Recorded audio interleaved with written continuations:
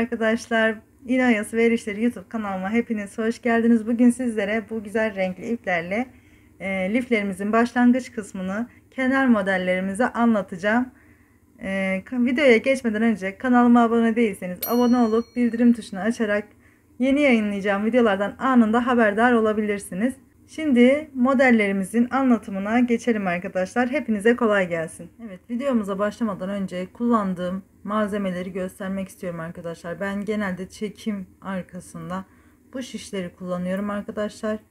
2 numara şu şekilde lifleri genelde bununla yapıyorum arkadaşlar. Kamera arkasında çekim sırasında rahat olması açısından genelde şu misinalı şişlerden kullanıyorum. Bu da yine 2 numara. Bu da arkadaşlar daha önceden kullandığım bir misinalı şişti. Bunun misinası sıkıntı vardı. Üzerindeki laylonumsu doku yırtılmıştı ve ipim sürekli takılıyordu. Ben de misina kısmını kopardım ve bazen bununla kısa kısımlarda daha hızlı yapılıyor. Bunlar titanyum olduğu için ip üzerinden kaydığı zaman daha bir kolaylık sağlıyor arkadaşlar. Bir de şöyle çorap şişlerim var. Bazen de bunlarla yapıyorum arkadaşlar. Bunlarla da daha sıkı yaptığımı düşünüyorum. Genelde daha sıkı oluyor arkadaşlar bununla yaptığım zaman. Yani genelde hepsi 2 numara arkadaşlar. 1.80 milim bir de çorap şişim var. Yine bunun bir de 1.80 milim olanı var. 2,5 numarası var. Şu çorap şişlerinden 4-5 takım var arkadaşlar. Ben çok kullanıyorum bu çorap şişlerinden. Bir de yine 2 şiş çorap şişi var arkadaşlar, ikili. Onlar da 2,5 numara. Yani çok şiş değiştirebiliyorum bazen. Bazı lifleri farklı şişlerle yapıyorum ama genelde kullandığım şiş şu. Yani liflerimi yaparken genelde bunu kullanıyorum ve mistinalı şişimi kullanıyorum. Başlangıç kısmında da genelde şu küçük misinalı şişimin kopan parçalarını kullanıyorum arkadaşlar. Şimdi size farklı bir kenar modeli anlatacağım. Bunun için şişime 2, 4, 6 ve 7 ilmek attım. Şimdi bunu hemen örüyorum.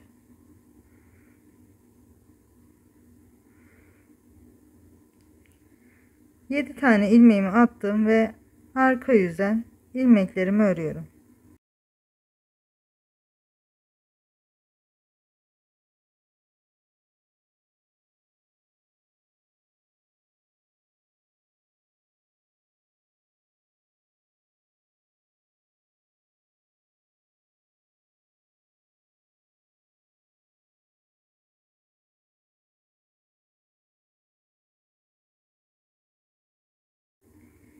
Yedi tane ilmeğimi attım arkadaşlar ve arka yüzden örüp ön yüze geldim. Burada 2 ilmek arttırıyorum.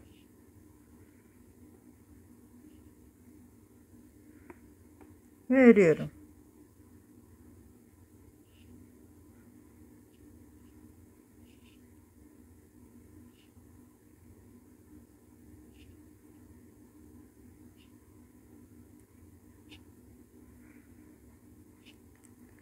Beş ilmeğimi ördüm. Kenar modelimiz 5 ilmekten oluşuyor. Doladım.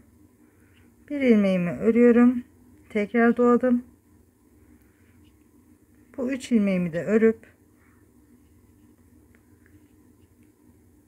arka yüze geçiyorum ve buradan da yine 3 tane olan kenar modelimi 2 tane ilmek arttırarak 5'e tamamlıyorum.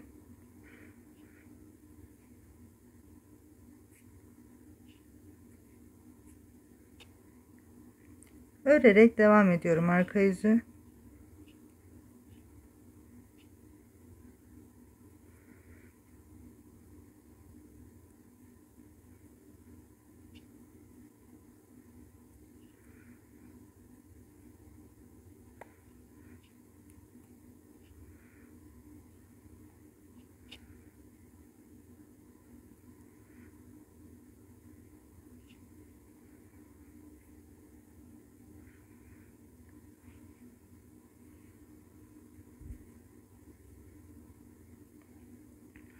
Ön yüze geldim arkadaşlar. Bu kenar modelini bu şekilde yapıyorum. Bakın, ilk 2 ilmeği birlikte örüp kesiyorum ve şu sıradaki ilmeği sağdaki şişimin üzerine alıp Bu kestiğim ilmeği de bunun üzerinden atlatıyorum.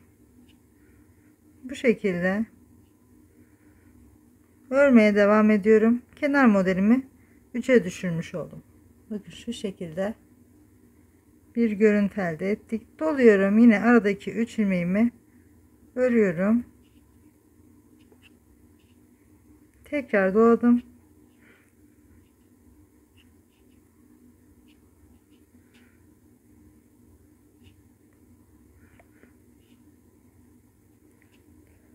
Arka yüze geçip buradaki kenar modelimin de ilk 2 ilmeğini birlikte kesip örüyorum. Sıradaki ilmeği aldım ve baştaki kesmiş olduğum ilmeği örmeden aldığım ilmeğin üzerinden atlatıyorum. Yine bütün ilmeklerimi arka yüzden haroşa olarak örüyorum.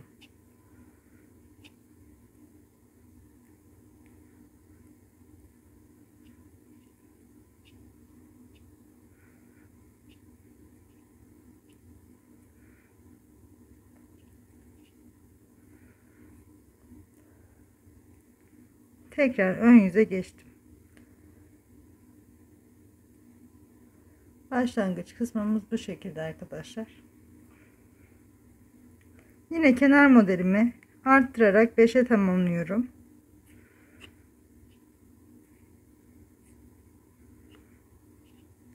Ve örüyorum.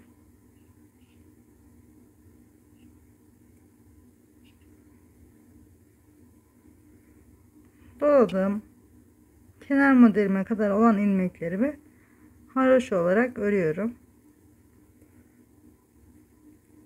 Tekrar doladım ve kenar modelimin 3 ilmeğini örüyorum. Arka yüze geçtim.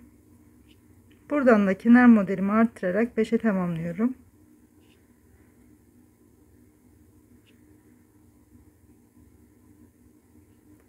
Örerek devam ediyorum.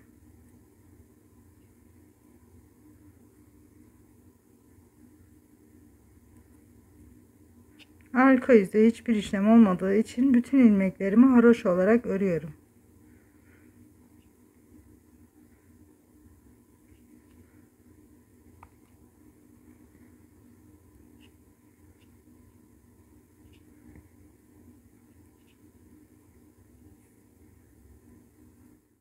Tekrar ön yüze geçtim. Yine burada da aynı işlemi yapıyorum arkadaşlar. İlk 2 ilmeği kesiyorum. Sıradaki ilmeği örmeden sağ şişimi alıp ilk ilmeğimi örmeden aldığım ilmeğin üzerinden atlatıyorum. 3 ilmeğim kalıyor. 3 ilmeğimi de örüyorum. Bakın kenar modelimiz bu şekilde. Doladım, yine aradaki ilmeklerimi örüyorum. Bu kenar modelinde bir sıra değil, bir sırada arkadaşlar. Yani bir sırada kenar modelimizi örüyoruz. Tekrar diğer sırada arttırıyoruz arkadaşlar. Yani bir eksiltip bir arttırıyoruz. Bir sıra değil, bir sırada modelimiz yenileniyor. Her sırada bir kenar modeli yapmış oluyoruz arkadaşlar. Tekrar arka yüze geçtim. Kenar modelimin 2 ilmeğini birlikte örüp kesiyorum. Sıradaki ilmeğimi örmeden alıp kestiğim ilmeği örmeden aldığım ilmeğin üstünden atlatıyorum. Kenar modelimin 3 ilmeği kaldı, buradan da aradaki ilmeklerimi haroşa olarak örüyorum. Şimdi ben bu kenar modelimi biraz ilerleteceğim. İlerlettiğim zaman görünüş açısından daha iyi anlayıp göreceksiniz arkadaşlar. Şimdi biraz ilerletip döneceğim ben hemen.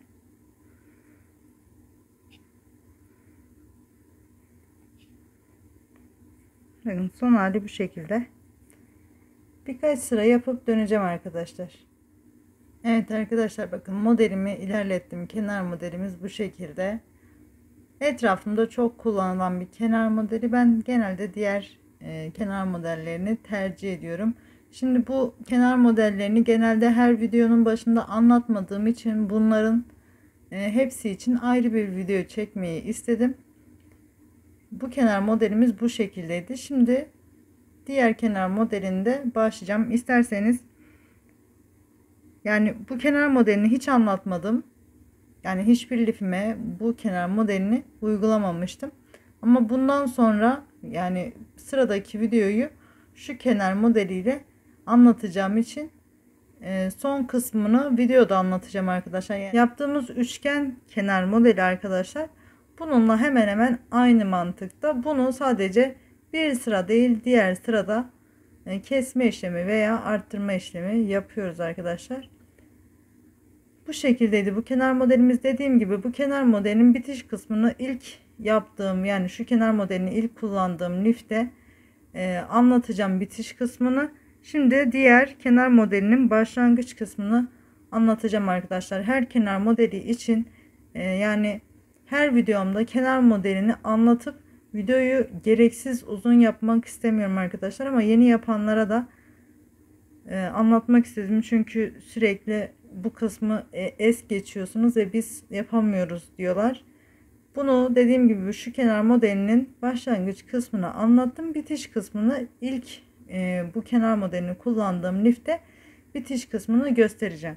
Şimdi şu sarı ipimle ikinci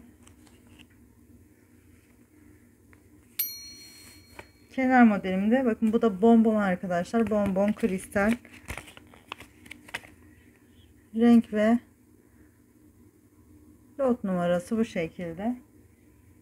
Şimdi bunu da diğer kenar modelini başlayacağım arkadaşlar. Her videoda dediğim gibi kenar modelini özellikle anlatmayacağım arkadaşlar. Şimdi bunda kenar modellerimizin hepsini tek video halinde paylaşacağım. Şöyle ilmek atarak başlıyorum. Yine 7 ilmek yapıyorum.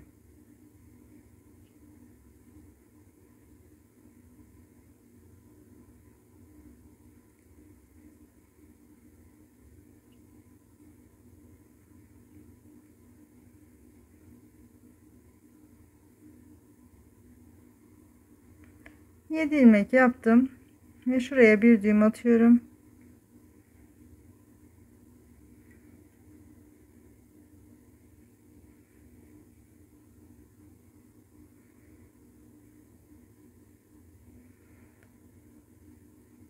Hemen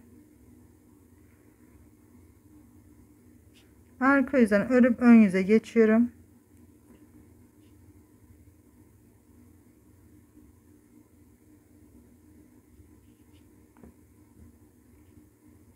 İlk sıralar biraz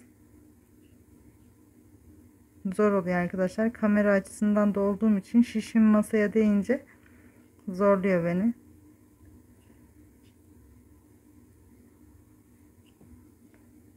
Arka kısmı ördüm.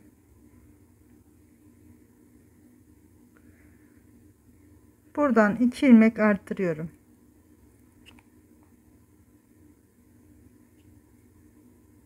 Yedi ilmeğimiz vardı, 9 ilmeği çıktı. 2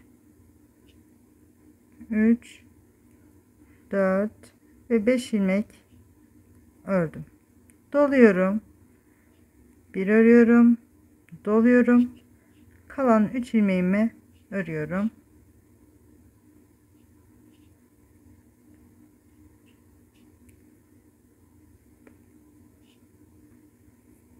Ve arka yüze geçtim. Buradan da 2 ilmek arttırıyorum. Hemen örerek devam ediyorum.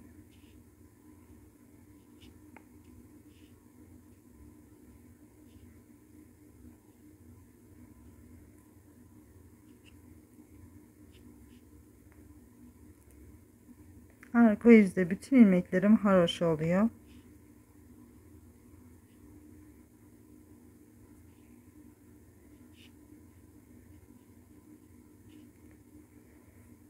Tekrar ön yüze geçtim.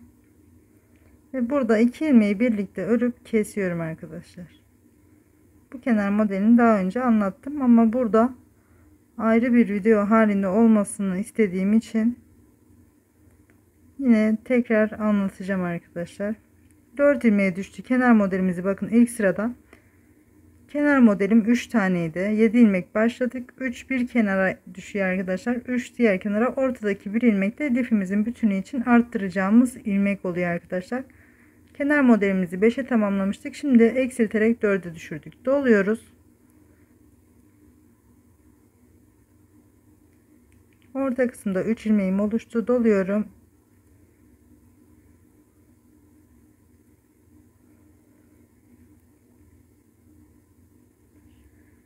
Ve 5 kenar ilmeğimi ördüm. Arka yüze geçtim. Ve buradan da yine kenar modelimin 2 ilmeğini birlikte örüp kesiyorum. Buradaki kenar modelimi de 4'e düşürmüş oldum. Ve örüyorum. Arka yüzden bütün ilmeklerim haroşa.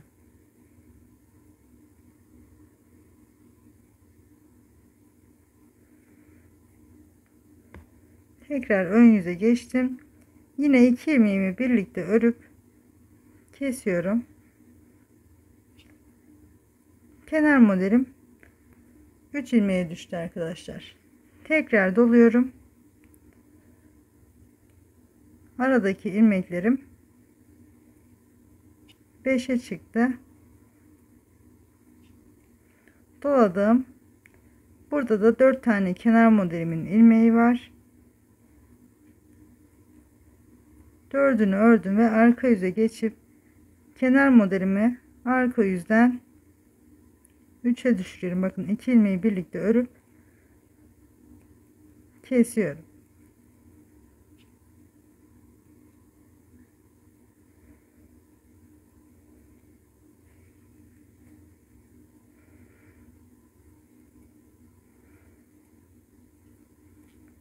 Arka yüzden bütün ilmeklerim haroşa.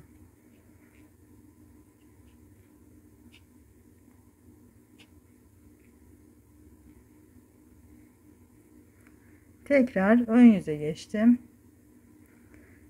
Yine 2 ilmeği birlikte örüp kesiyorum ve kenar modelimi burada 2'ye düşürmüş oldum. Bakın 2 tane kenar modelim var. Şu şekilde üçgen bir şeklimiz oluştu. 2 ilmeğimi kenar modelimi ördükten sonra doluyorum. Yine aradaki ilmeklerimi haroşa olarak örüyorum. Son kısımda 3 tane ilmeğim kalınca yine dolamamı yapacağım. Bakın 3 ilmeğim kaldı, doluyorum.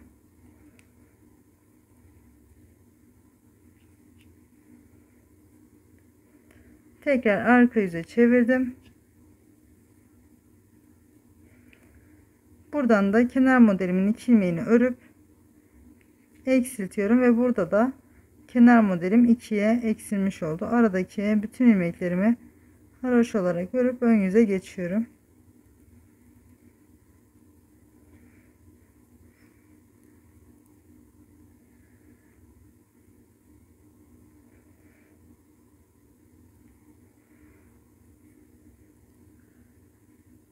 Ve tekrar ön yüze geçtim. Bakın ilk kenar modelim oluştu bu şekilde. Şimdi bakın kenar modelimiz bu modelde 2'ye eksildikten sonra tekrar arttırma yaparak 1 2 ve 3'e 3 tane ilmek arttırarak 5'e tamamlıyorum. Yani en baştaki sırasına geri döndük arkadaşlar.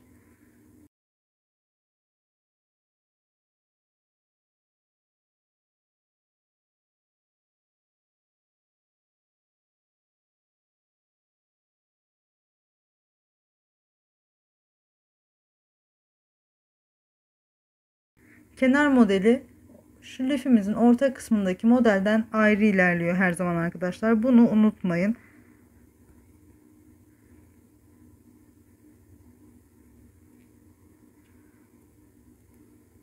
Yine aradaki ilmeklerimi örüyorum. Ve doladım.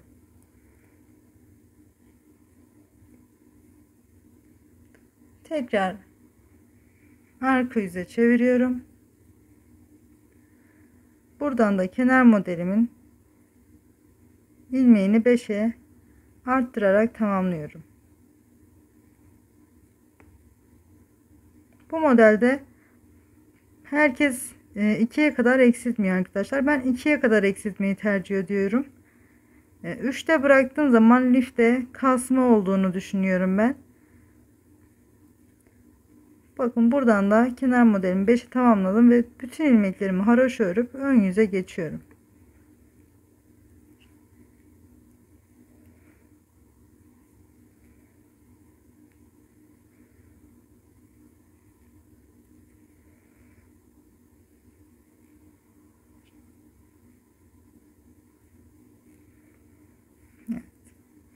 Tekrar ön yüze geçtim.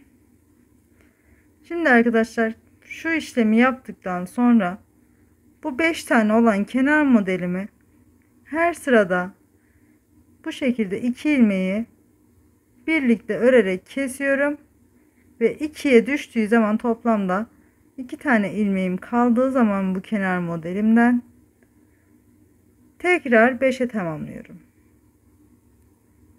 Şimdi bu kenar modelimi de yine biraz daha ilerletip döneceğim arkadaşlar. Bu kenar modelimiz de bu şekilde oluyor. Yine buradan ön yüzdeyim şu an. Tekrar ön yüzü ördükten sonra bakın arka yüze geçince bu kenar modelimi de 5'e tamamlayacağım arkadaşlar. Bu kenar modelimiz de bu şekilde benim genelde tercih ettiğim, çok sevdiğim bir kenar modeli bu arkadaşlar. Evet arkadaşlar, şişime 5 ilmek atarak başladım ve bunu hemen bütün ilmeklerimi haroşa olarak örüyorum.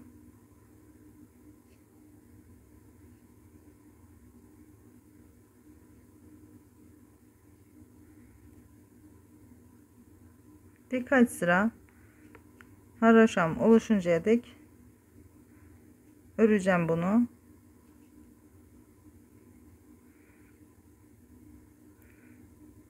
Tekrar ön yüze geldim.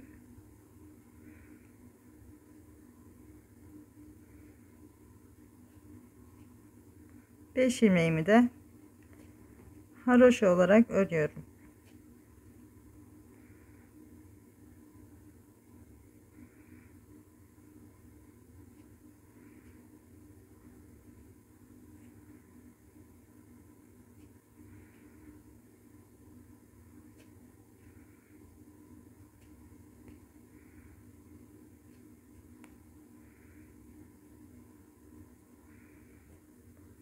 Tekrar ön yüze geldim. Yine bütün ilmeklerimi haroşa olarak örüyorum.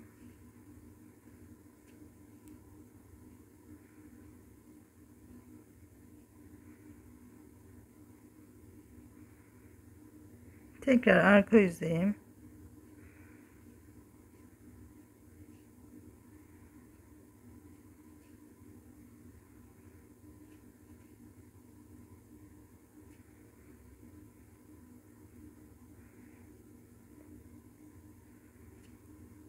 Tekrar ön yüzdeyim. Yine bütün ilmeklerimi örüyorum.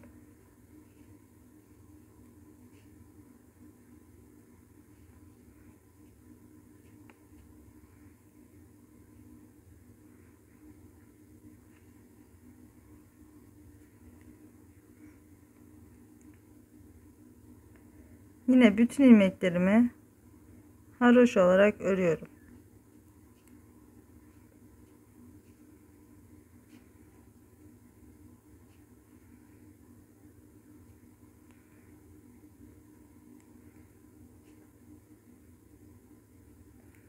Bakın.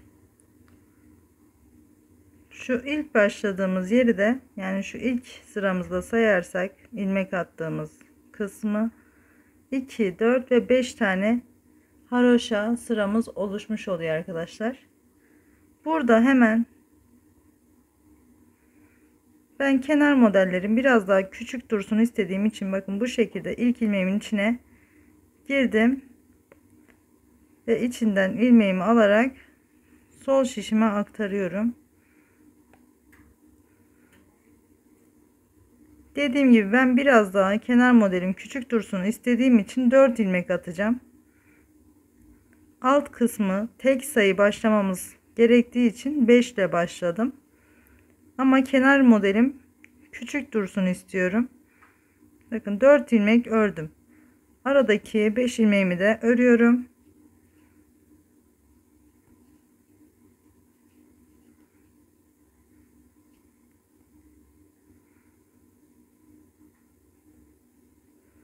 Arka yüzü çevirdim. Buradan da yine ilk ilmeğimin içine girerek ipimi alıp çıkarıyorum ve sol şişime bir ilmek arttırıyorum.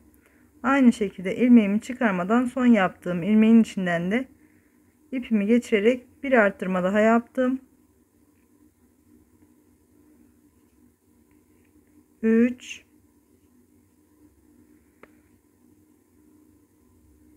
ve 4. Bütün ilmeklerimi haroşa olarak örüp ön yüze geçiyorum.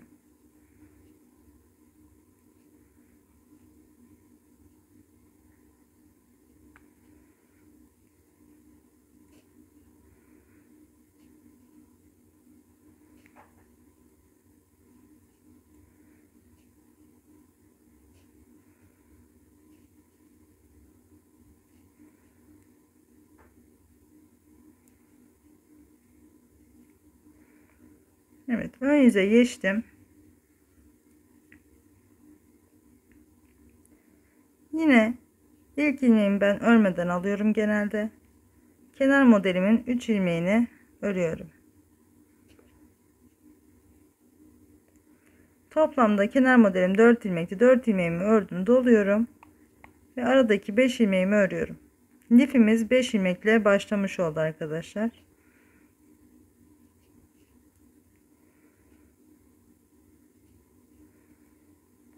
Beş ilmeğimi de ördükten sonra tekrar doluyorum.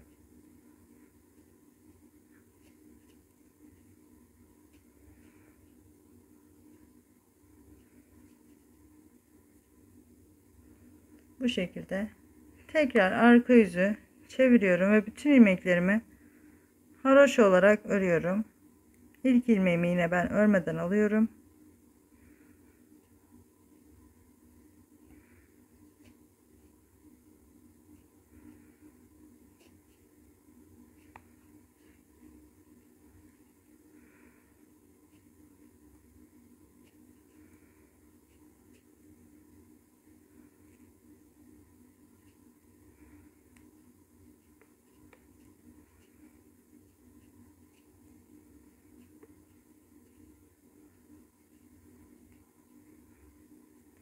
Tekrar ön yüze geçtim.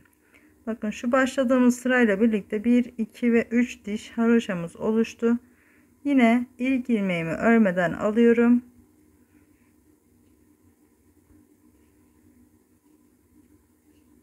Ve 4 ilmeğimi ördüm, doluyorum. Aradaki ilmeklerimi haroşa olarak örüyorum.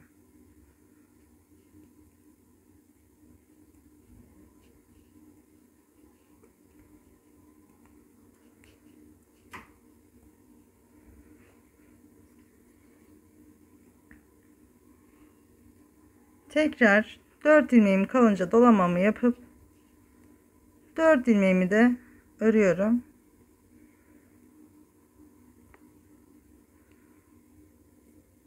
Arka yüze geçtim. Arka yüzden bütün ilmeklerimi haroşa olarak örüyorum.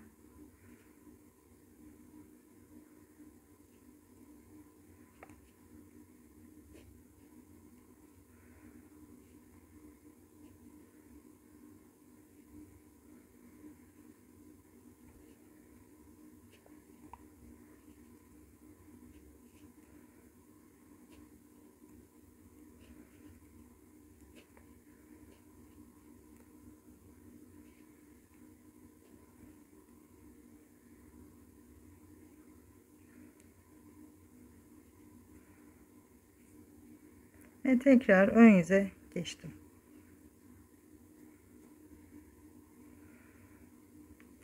Bakın 1 2 3 ve 4 tane 4 diş haroşam oluşuncaya kadar ördüm. Ben bu modeli çok büyük sevmiyorum arkadaşlar. 5 diş yapınca benim için büyük oluyor.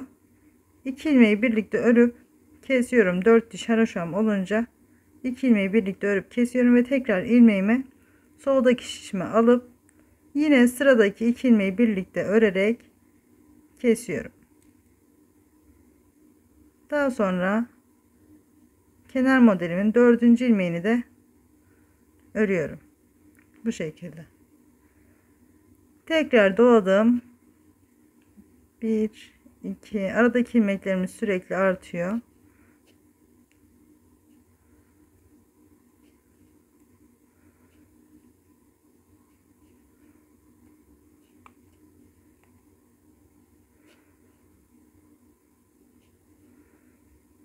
Dört ilmeğim kalınca yine doladım.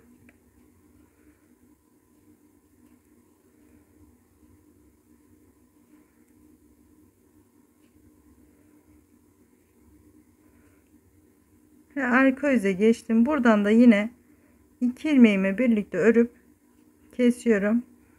Tekrar kestiğim ilmeği de sol şişime alıp yine sıradaki 2 ilmeği birlikte örüp kesiyorum. Daha sonra bütün ilmeklerimi haroşa olarak örüp tekrar ön yüze geçiyorum.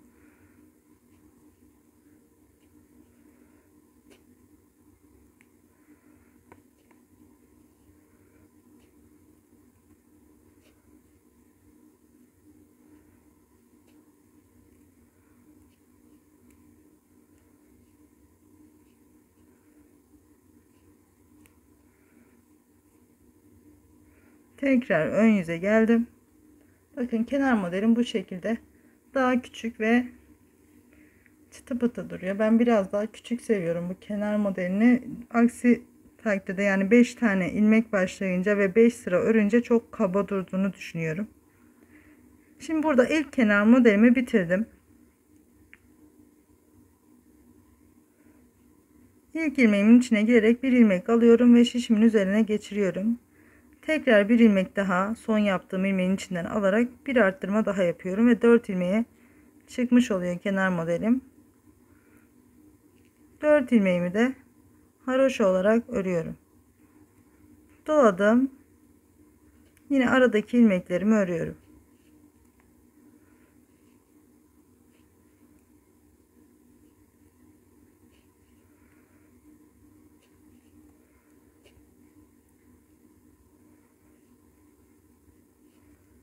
Kenar modelimi eksilttiğim için 2 ilmeğim kalınca dolamamı yapıp 2 ilmeğimi de örüyorum. Bu şekilde. Tekrar arka yüze çevirdim. Arka yüzden de buradaki kenar modelimi bu şekilde son ilmeğimin yani ilk ilmeğimin içine girerek bir ilmek alıp çıkarıp sol şişime takıyorum. Tekrar son yaptığımın içinden de bir ilmek alarak kenar modelimi yine 4'e tamamlamış oluyorum.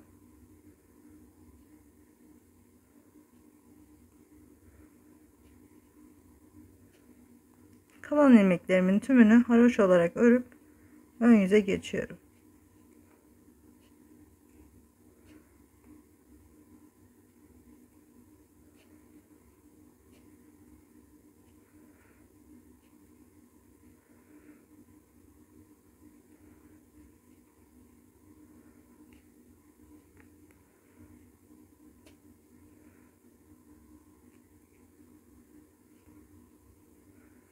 Tekrar ön yüze geçtim.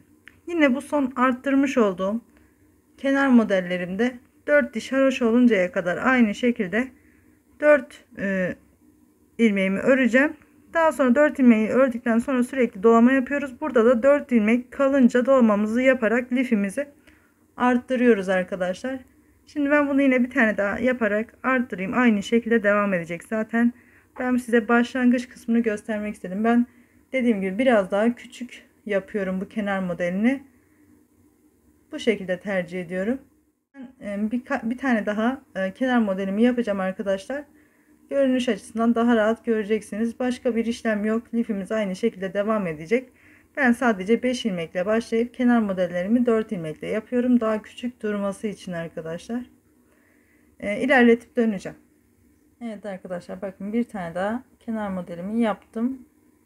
Bu kenar modelimiz de bu şekilde. Genelde yeni yapanlar bu kenar modelini çok tercih ediyor.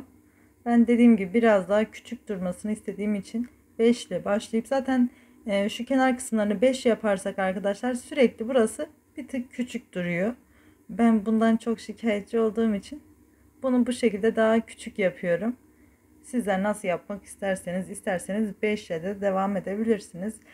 5 tane yine kenar modelini 5 yapıp 4 sırada kesebilirsiniz. O şekilde de güzel düzgün duruyor.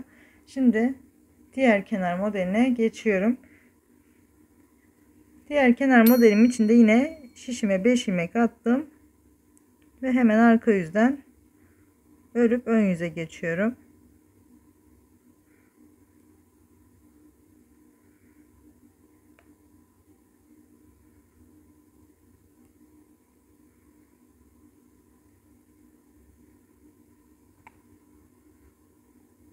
Bu da pembe, yani pudra pembesi ipimle yaptığım kenar modelinin bir benzeri, sadece teknik farklı.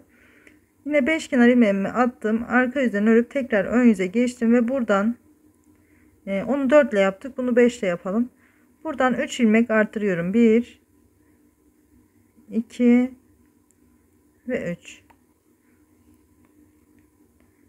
Tekrar örerek devam ediyorum. 1 2 3 4 ve 5. 5 ilmek ördüm, doluyorum. Bir ilmeğimi ördüm, tekrar dolayıp 2 ilmeğimi de örüyorum. Arka yüze çevirdim ve buradan da yine 3 ilmek arttırıyorum. 1 2 ve 3. Bütün ilmeklerimi arka yüzden haroşa olarak örüp ön yüze geçiyorum.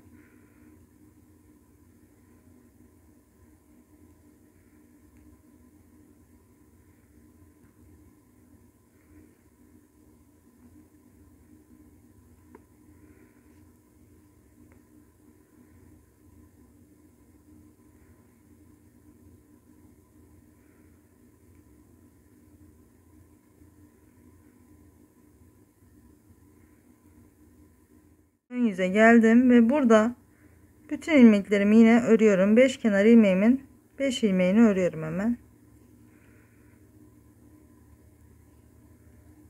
Kenar modelimin 5 ilmeğini örüyorum. Doladım. Aradaki ilmeklerimiz artmış oldu. 3 ilmek örüyorum. Tekrar doladım. Yine kenar modelimin 5 ilmeğini örüyorum.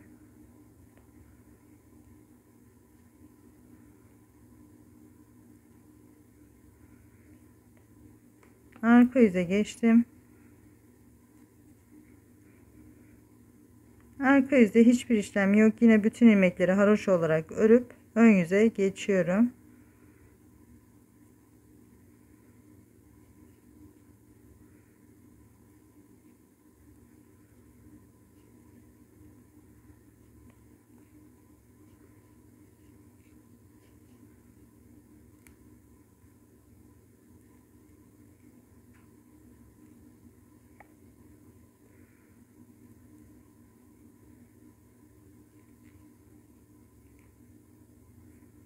Tekrar ön yüze geldim.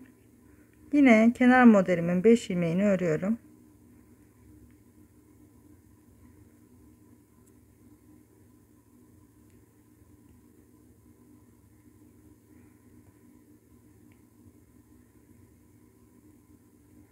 Kenar modelimin 5 ilmeğini ördüm, doluyorum. Aradaki ilmeklerim 5'e çıktı.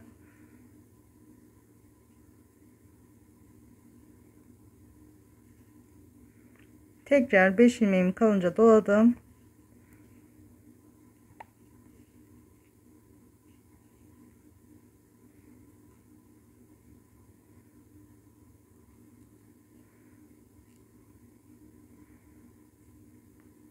Arka yüze geçtim. Yine arka yüzde hiçbir işlem yok. Bütün ilmeklerimi haroşa olarak örüp ön yüze geçiyorum.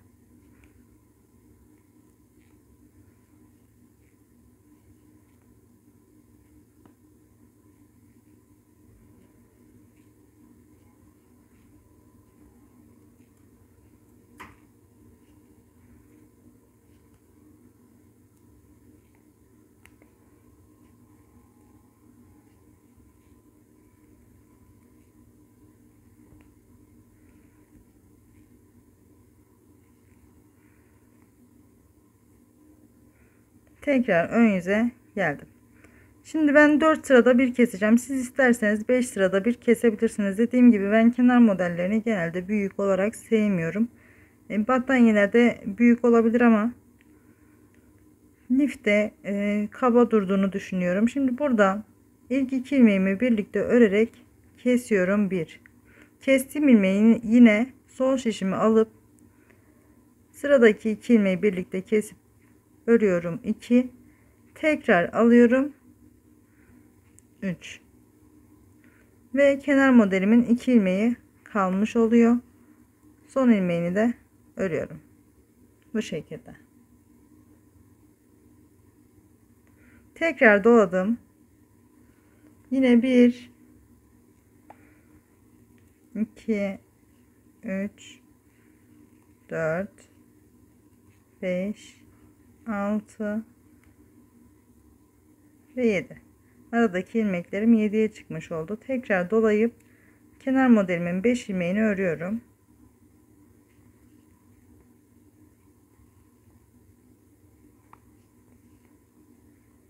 Ve arka yüze geçip bu kenar modelimi de buradan kesiyorum. 2 ilmeği birlikte örüp kesiyorum. 1. Tekrar sol şişime aldım. Yine 2 ilmeği birlikte keserek örüyorum. 2. Tekrar şişime aldım. Yine ikisini birlikte keserek örüyorum. 3 tane kesme yapmış oldum. Buradan da kenar modelimin 2 ilmeği kalmış oldu. Kalan ilmeklerimi haroşa olarak örüp ön yüze geçiyorum.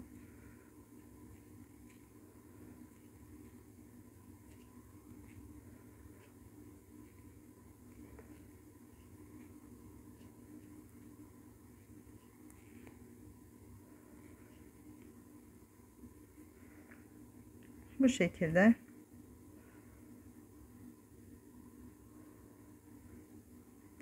Şimdi tekrar buradaki 2'ye düşen kenar modelimi arttırarak 5'e tamamlıyorum. 1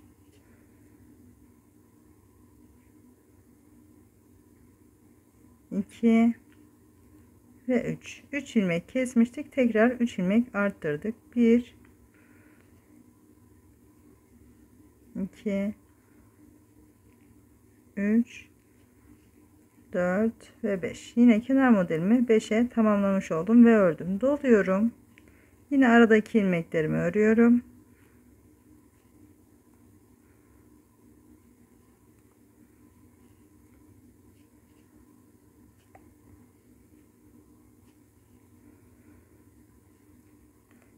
Kenar modelimi 2'ye eksiltmiştim. 2 ilmeğim kalınca yine dolamamı yapıp kenar modelimin 2 ilmeğini örüyorum.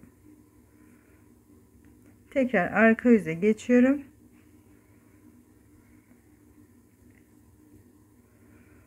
Ve buradan da 3 ilmek arttırıyorum. 1 2 ve 3. Bütün ilmeklerimi haroşa olarak örüp ön yüze geçiyorum.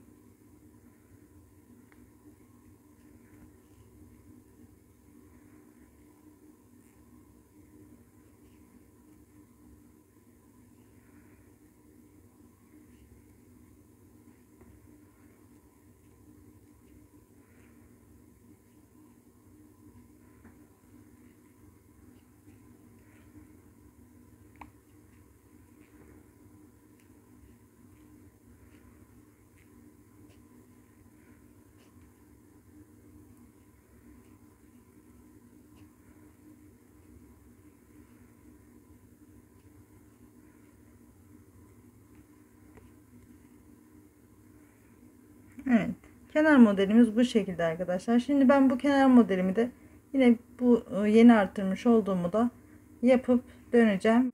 Evet arkadaşlar, kenar modelimin de son hali bu şekilde. Şimdi hepsini şu şekilde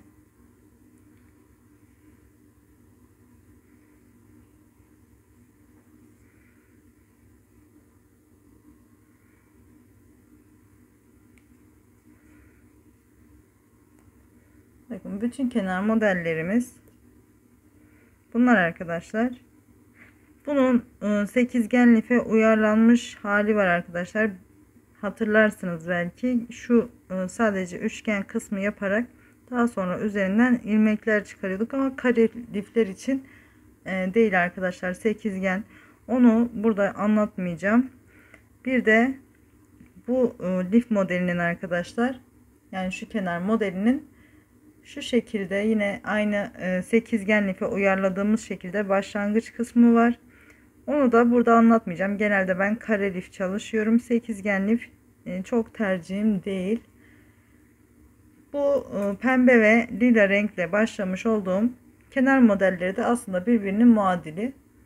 Birisi 5 ilmekle başlamış oluyor arkadaşlar orta kısımdan. Bu modelde de tek ilmekle başlamış oluyor. Aynı mantık aslında. Sadece şu şekilde başlangıç kısmı değişiyor. Burada başlangıç kısmında da bir kenar modelimiz olmuş oluyor. İkisi de güzel arkadaşlar. Hangisini tercih ederseniz. Benim genelde liflerimde tercih ettiğim model budur, biliyorsunuz. Şunu aslında bu videonun amacı size şu farklı lif modelini göstermek istememdi. Bu çevremde çok tercih ediliyor benim. Ben Malatyalıyım, bilirsiniz artık. Ve Malatya'da ikamet ediyorum. Elazığlılar ve benim çevrem genelde şu lif kenarını çok kullanıyor. Ben tercih etmiyorum, dediğim gibi hani her sırada bir oluyor ama tatlı bir model, tercih edebileceğinizi, yapmak isteyenlerin olabileceğini düşündüm. Dediğim gibi bütün kenar modellerimiz bu şekilde arkadaşlar. Benim bildiğim farklı bir kenar modeli yok. Sadece dediğim gibi şu kenar modelimizin sekizgen lif için uyarlanmış hali var. Bir de şu kenar modelinin şöyle şu kısımdan başlanarak, yani ilmek fazlalığıyla başlıyor arkadaşlar o şekilde.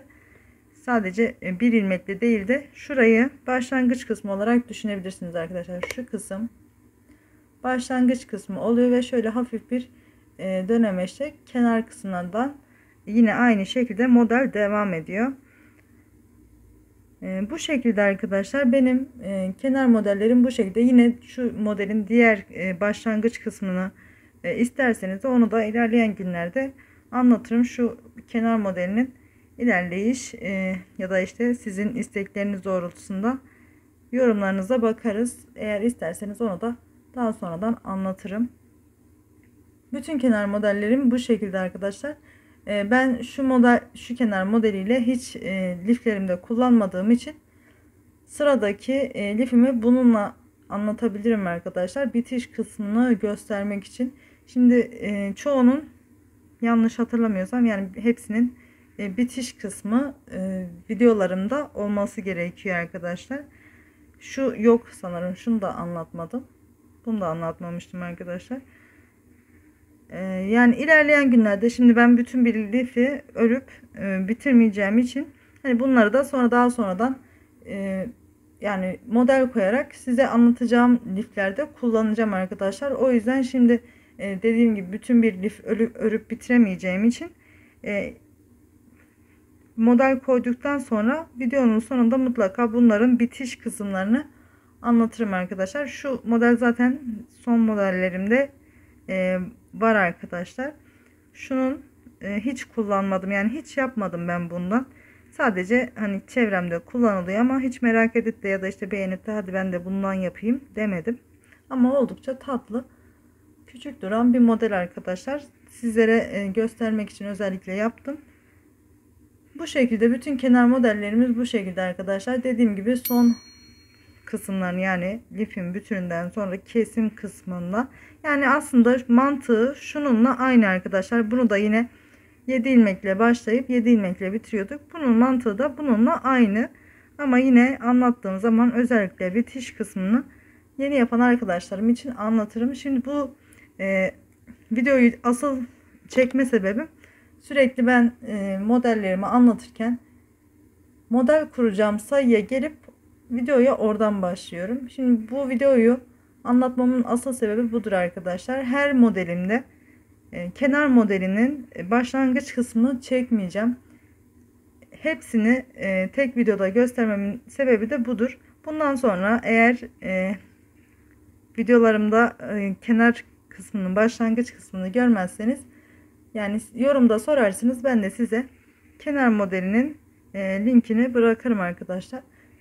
Dediğim gibi kenar modellerimiz bu şekilde. Hepsini tek videoda anlatmak istedim size. Umarım memnun kalırsınız. Bu videomuz da bu kadardı arkadaşlar. Bir sonraki videoda görüşünceye dek hepiniz Allah'a emanet olun.